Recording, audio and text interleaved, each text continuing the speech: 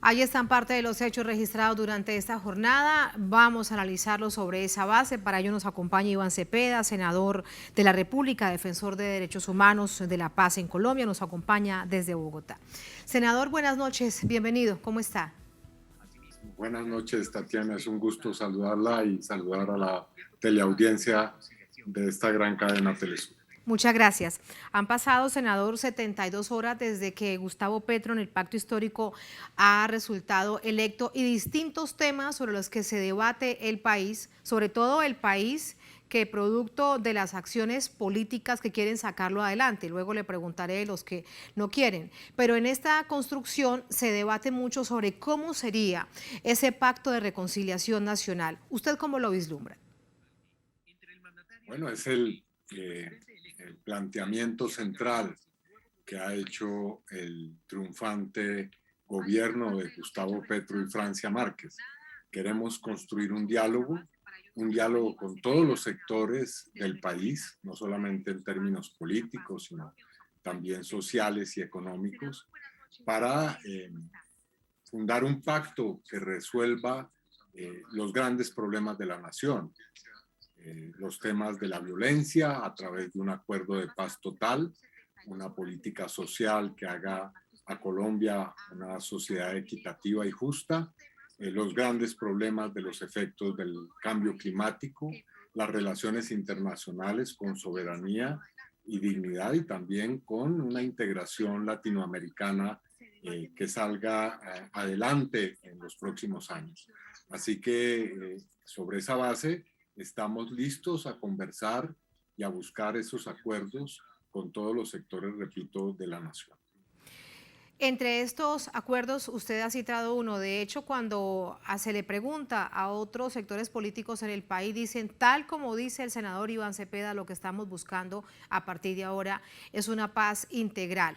Usted, planteo la misma pregunta, ¿cómo la vislumbra? ¿Y quiénes deben estar? El ELN, por ejemplo, ha emitido un comunicado, fue la víspera. Hoy esta llamada, las FARC, la nueva Marquetalia. ¿Cómo lo ve usted en un hecho tan desafiante, si se quiere, de pensar con toda esta diversidad de actores armados y legales en Colombia en una paz integral?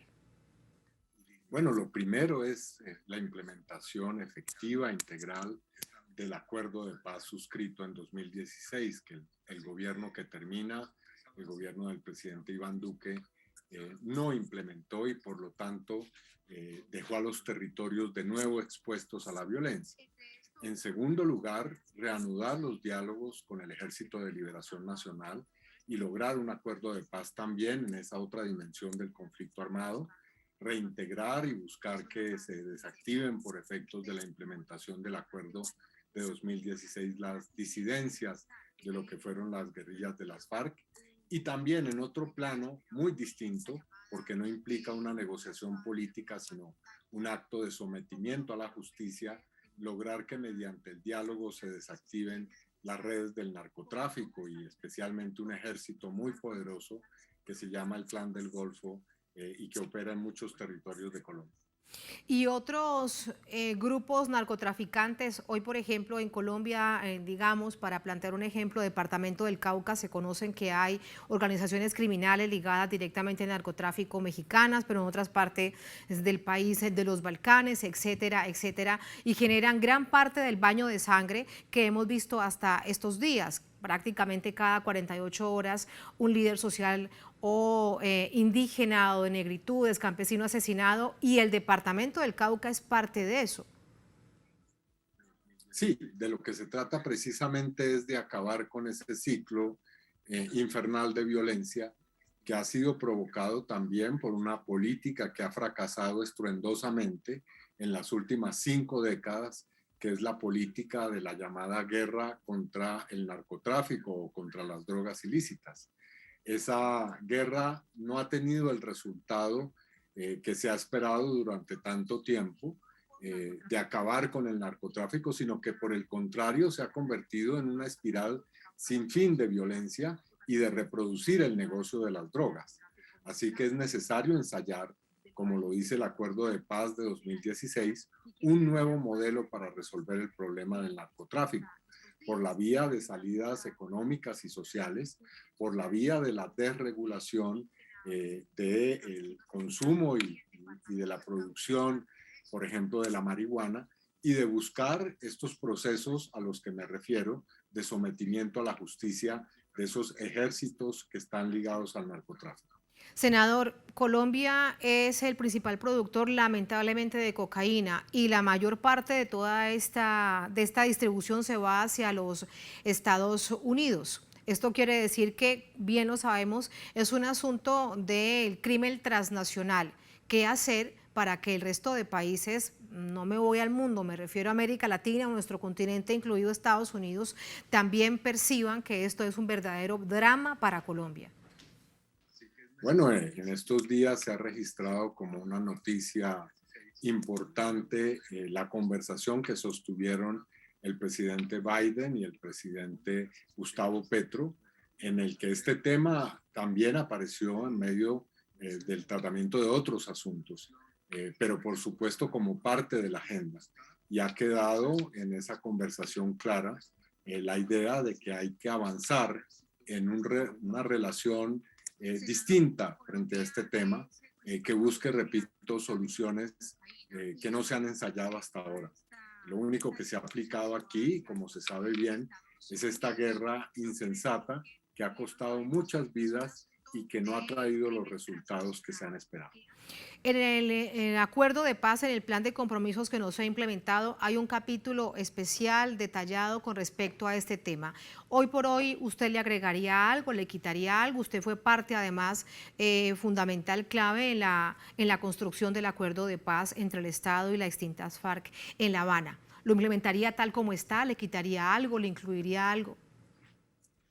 Yo creo que ahí hay una clave muy importante para comenzar ese camino de solución del problema del narcotráfico en Colombia. Aplicar de una manera rigurosa, integral, el acuerdo de 2016 que, como se sabe, tiene en el punto cuarto esa visión distinta sobre los problemas del narcotráfico. Ahí se habla, por ejemplo, de una conferencia internacional promovida desde Colombia para buscar fórmulas transnacionales distintas para el tratamiento del problema y además de la política de sustitución voluntaria de cultivos de uso ilícito, lo cual implica que el Estado pueda financiar y ayudar al campesinado a salir de la siembra de coca para impulsar la economía campesina agrícola.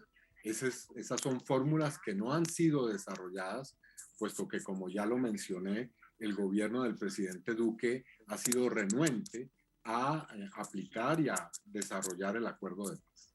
Senador, uno de los hechos también centrales, y ustedes que han estado durante todos estos años en la oposición han denunciado de manera permanente, y es esta llamada doctrina del enemigo interno, la doctrina de seguridad nacional. Para pensar en una verdadera reconciliación en Colombia, en defender la vida, en defender la paz, que no se mate por pensar distinto, necesariamente pasa por la doctrina de seguridad nacional. ¿Qué nos dice al respecto? ¿Cómo lo vislumbran? ¿Qué tendría que cambiar? Pocos días antes de que se produjera el triunfo electoral del pacto histórico de Gustavo Petro y Francia Márquez, el hoy presidente de la República le dirigió una carta a los miembros de las fuerzas militares y de policía, planteando dos cosas esenciales. La primera es que hay que respetar los derechos de la base de las fuerzas militares y de policía, que son tradicionalmente discriminadas y que viven también al interior de su institución una situación muy precaria en materia de sus condiciones de vida, pero también la necesidad, como parte de un proceso de paz y reconciliación en Colombia, de desarrollar una doctrina que no sea la del enemigo interno. El ejército, la policía son parte del pueblo y por lo tanto no deben ser considerados como enemigos ni pueden considerar como enemigos al pueblo, a los jóvenes que se movilizan, que realizan protestas, o a los sectores campesinos que también reclaman sus derechos. En fin, hay que pasar la página de la doctrina del enemigo interno y hay que construir una relación de hermanamiento entre las fuerzas militares y la República. Sobre todo porque después del estallido social, para plantear también un ejemplo, hay un gran quiebre, además mucha indignación entre fuerzas militares y policía con respecto a la juventud que se movilizó de manera masiva. Y sobre el tema de la policía, que es parte del Ministerio de la Defensa, ¿qué hacer con esto, senador?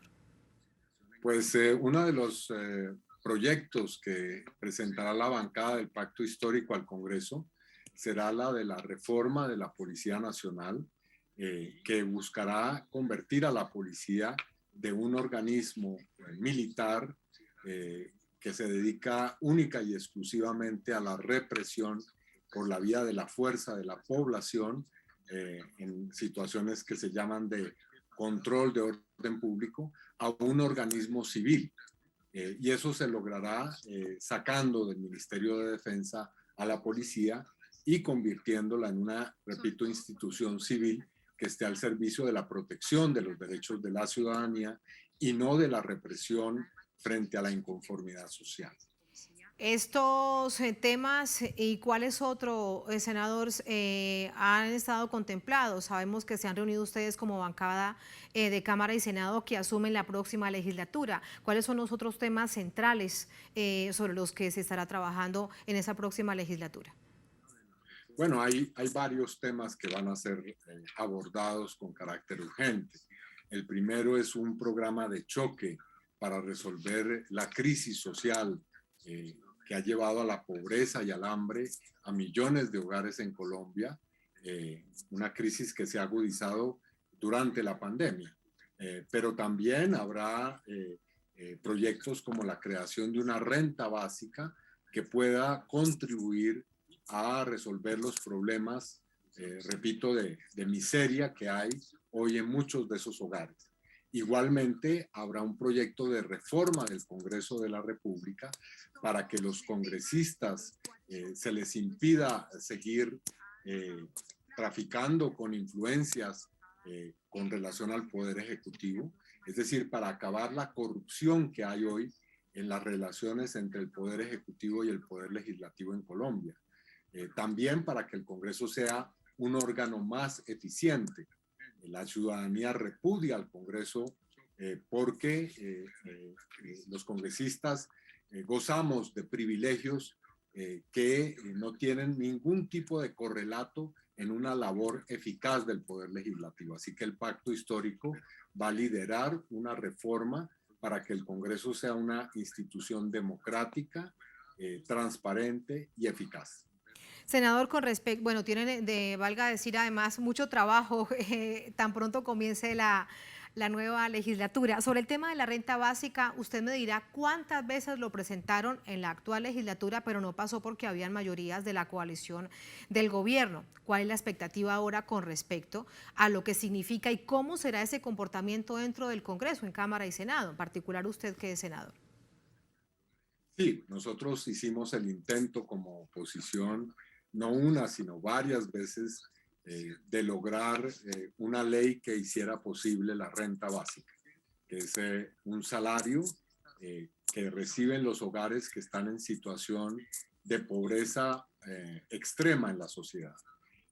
Hoy que tenemos la posibilidad de alcanzar mayorías mediante alianzas que se están haciendo en este momento con otras fuerzas políticas que no hacen parte de nuestra coalición, podemos vislumbrar la posibilidad de la aprobación de leyes progresistas y de carácter social como esta de la renta básica. ¿Cuáles otros sectores, senador, con quienes que no sean parte del pacto histórico que llevó a este triunfo histórico en Colombia se está dialogando, negociando para lograr esas mayorías? Bueno, en este momento ya hay acuerdos con los sectores del centro político de nuestra coalición de gobierno, ya hacen parte sectores de la Alianza Verde y también de otros partidos que están ubicados en el centro, y se está trabajando una coalición con los sectores liberales e incluso de otros partidos que han sido partidos de gobierno en el pasado para obtener esas mayorías que son parte de la estrategia de acuerdo nacional, que como lo decía es una base fundamental de la política del gobierno del presidente Petro. Senador, estoy a punto de despedirlo, pero no me quiero dejar de preguntarle sobre dos hechos. Uno, y es cómo desde sectores de la extrema derecha, pero acompañados también por sectores económicos, empresariales, y además con la caja de resonancia de medios de comunicación, intenta generarse zozobra, que se necesita urgentemente conocer quién será el nuevo ministro de Hacienda, que funge con funciones de ministro de Economía en Colombia, para que se logre estabilizar el país. Todas estas situaciones que estamos viendo en las horas y van pasando rápidamente de una a otra. ¿Usted cómo lo ve?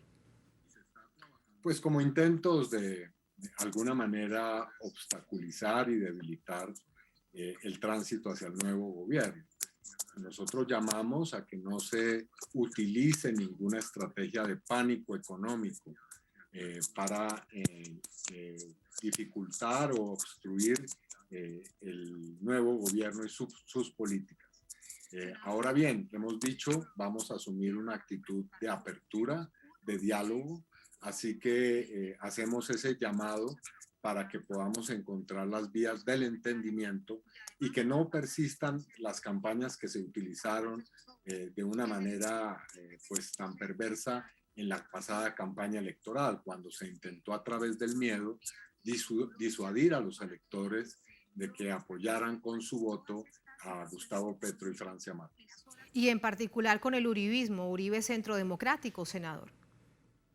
Sí, por supuesto, ahí tenemos una discusión que ha durado a lo largo de los años, casi 2 décadas, pero hoy ya podemos decir que hemos derrotado en la política a esos sectores de extrema derecha, así que nosotros en la victoria no seremos mezquinos, por el contrario, repito, vamos a incentivar el diálogo, ese es nuestro propósito, y vamos a perseverar en esa estrategia.